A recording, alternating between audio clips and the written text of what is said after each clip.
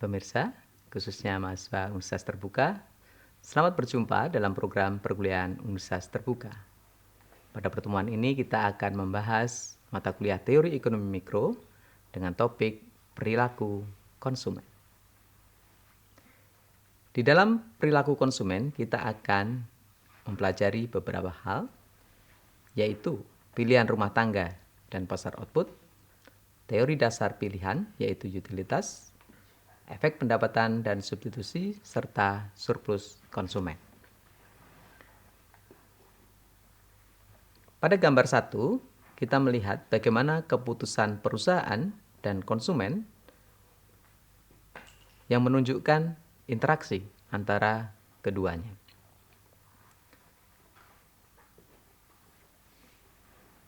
Di dalam model tersebut diasumsikan bahwa di dalam pasar adalah persaingan sempurna, kemudian produk yang dijual adalah homogen, dan pengetahuan yang sempurna dari konsumen maupun dari produsen.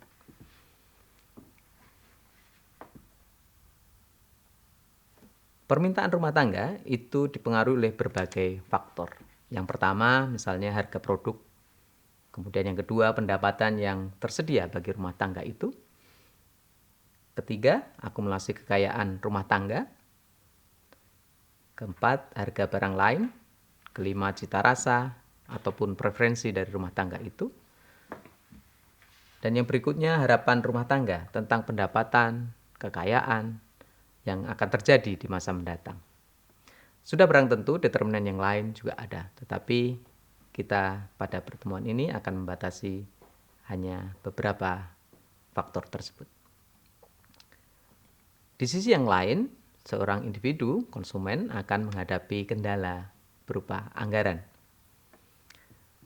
Informasi, pendapatan, dan kekayaan rumah tangga bersama dengan informasi harga produk itu akan memungkinkan bagi konsumen membedakan kombinasi barang dan jasa yang akan dibeli atau tidak.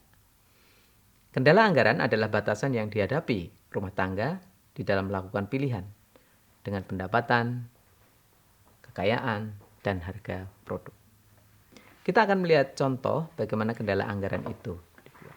Misalnya, seorang rumah tangga, begitu ya, sebuah rumah tangga, memiliki pendapatan 1 juta per bulan. Bagaimana dialokasikan? Pilihan pertama, pilihan A, misalnya menyewa. Untuk sewa bulanan rumah 400, untuk membeli makanan 250, pengeluaran lainnya 350, sehingga totalnya adalah 1 juta. Tentu kemungkinannya bisa diterima.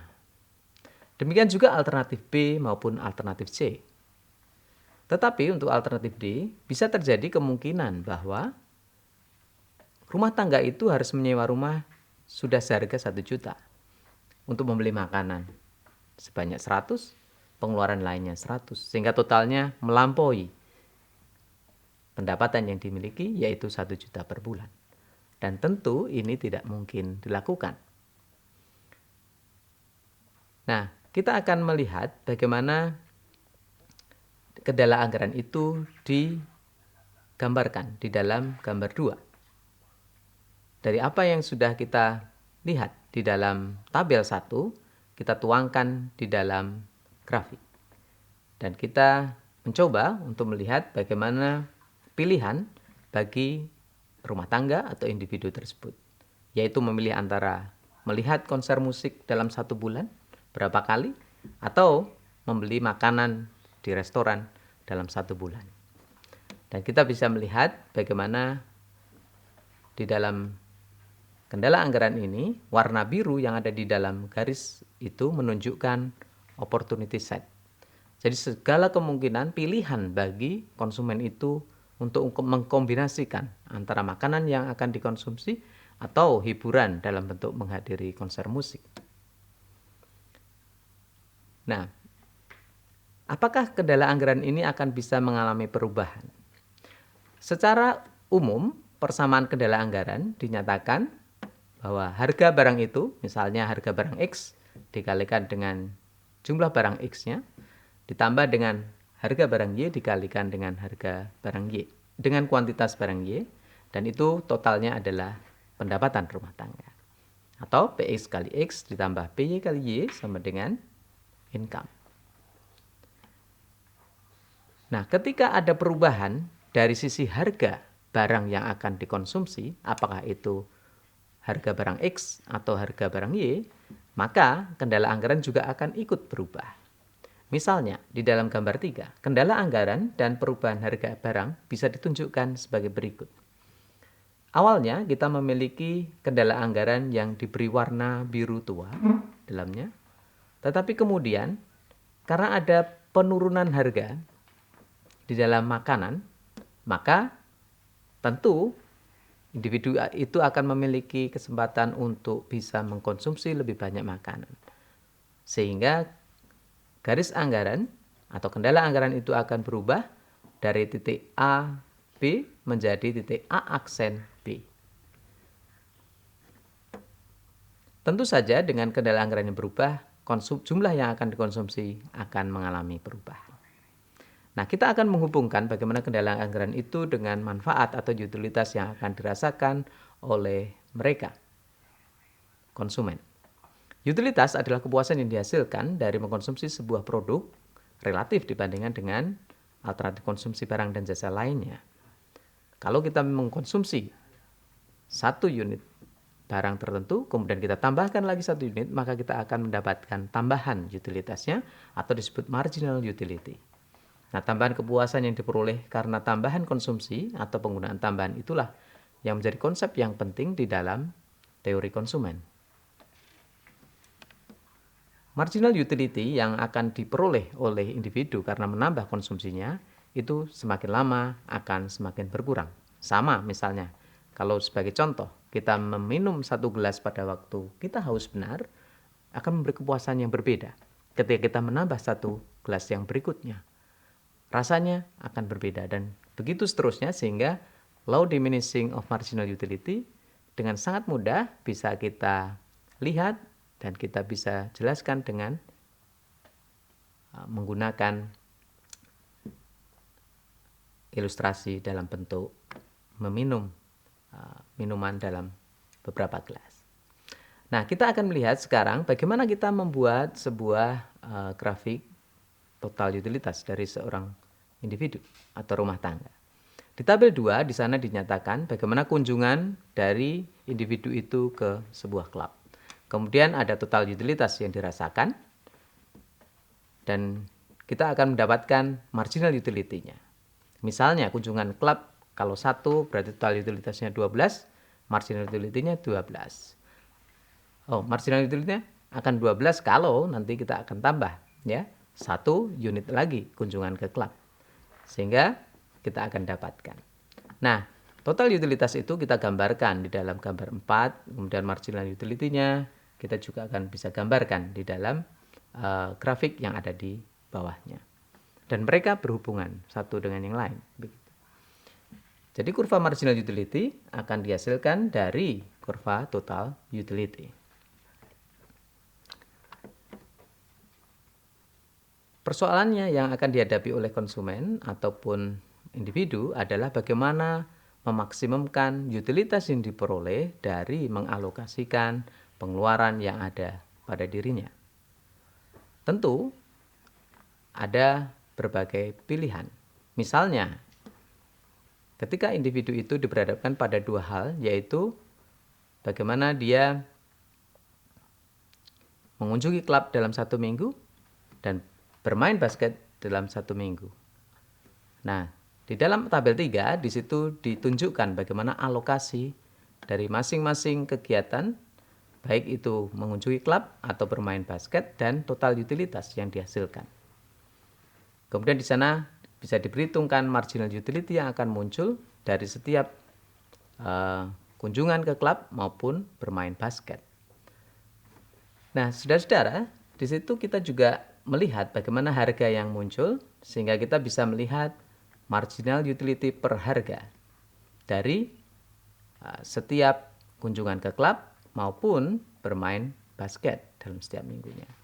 Dan dari sinilah kita membandingkan sebenarnya alokasi pendapatan yang memaksimumkan utilitas. Angka 2 marginal utility dibagi harga pada kunjungan klub per minggu akan sama dengan bermain basket per minggu.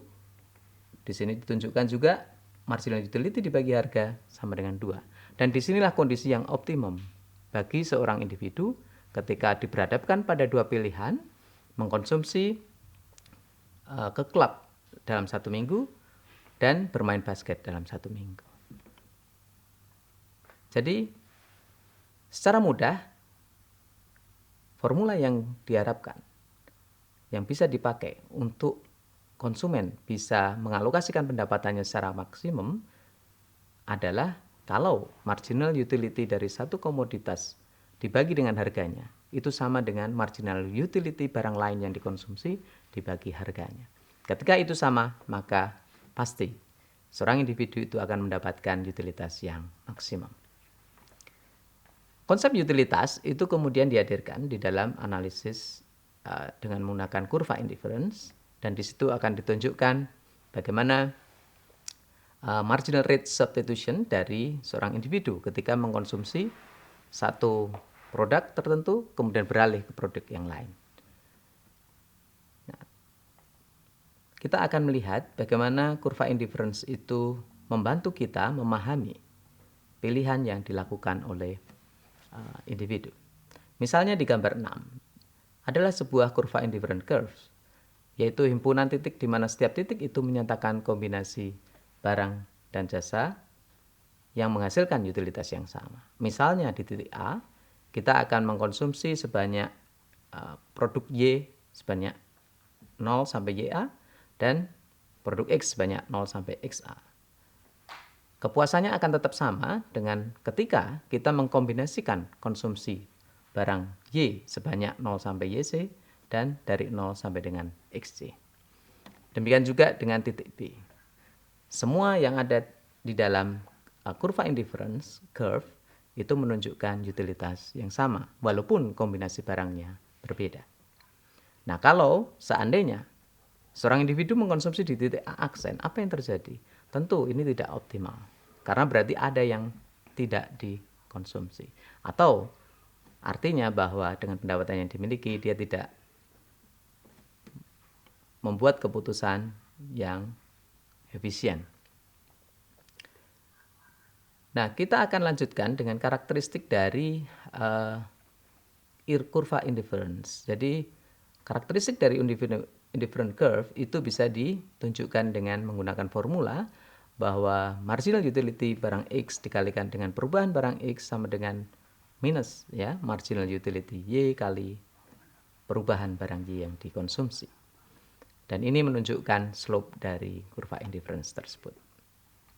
Semakin tinggi kurva indifference itu menunjukkan bahwa semakin utilitasnya semakin tinggi. Dan ini yang diharapkan oleh setiap konsumen bahwa dia mampu memiliki indifferent curve yang semakin lama semakin tinggi. Tentu diberhadapkan pada kendala yang ada. Oleh karena itu kita bisa melihat mana pilihan konsumen yang terbaik ketika ada kendala anggaran dan utilitas yang diharapkan maksimum. Kita lihat di gambar 8. Titik B menunjukkan kondisi yang optimal, di mana tangen dari kurva indifference itu sama dengan slope dari kendala anggaran. Dan itu adalah titik yang optimal bagi seorang konsumen untuk mengkonsumsi. Di titik A, walaupun kendala anggaran itu tidak terlampaui, tetapi bahwa utilitas yang diperoleh lebih rendah dibandingkan dengan titik B atau kurva indifference I2. Jadi kita bisa menyimpulkan bahwa setiap individu yang ingin mengoptimalkan konsumsinya harus menyesuaikan besarnya utilitas yang diperoleh dan anggaran yang diperoleh. Jadi saudara-saudara, dari sana kita nanti akan bisa menurunkan menjadi kurva permintaan individu itu. Dan itu bisa dilihat di gambar 9 bagaimana menurunkan kurva permintaan dan kurva indifferent berdasarkan kurva utilitas dan anggaran. Jadi kita bisa menyimpulkan bahwa kalau misalnya terjadi sesuatu di harga, misal harga turun, maka apa yang terjadi dengan konsumsi kita? Saudara, mari kita lihat gambar berikut ini. Nah, gambar ini ingin menceritakan bahwa ada terjadi efek pendapatan dan efek substitusi. Ketika harga mengalami penurunan, maka rumah tangga merasa lebih baik karena pendapatannya naik. Sedangkan biaya oportunitasnya juga menurun. Maka kita lihat bahwa kalau rumah tangga itu pendapatannya naik, akan menghasilkan efek pendapatan, sehingga rumah tangga akan membeli lebih banyak. Di sisi yang lain, ketika harga turun, biaya oportunitas juga menurun, sehingga ini akan menghasilkan efek substitusi, karena individu tersebut akan menggunakan untuk mengkonsumsi lebih banyak barang itu dibandingkan barang yang lain. Sehingga rumah tangga akan membeli lebih banyak barang itu. Hal yang sebaliknya terjadi ketika harga itu naik. Ketika harga naik, maka rumah tangga itu seolah-olah mengalami pendapatannya itu menurun karena harga yang naik. Sehingga terjadi efek pendapatan dan rumah tangga akan mengurangi jumlah konsumsinya. Nah, sedangkan biaya oportunitas juga semakin meningkat karena untuk mendapatkan barang yang sama itu harganya lebih mahal. Sehingga terjadi efek substitusi. Individu akan memindahkan konsumsinya ke barang yang lain, begitu. Sehingga jumlah yang dikonsumsi akan menurun. Demikian kesimpulan yang bisa kita dapatkan dari gambar berikut tadi. Nah, demikianlah pertemuan kita pada kali ini.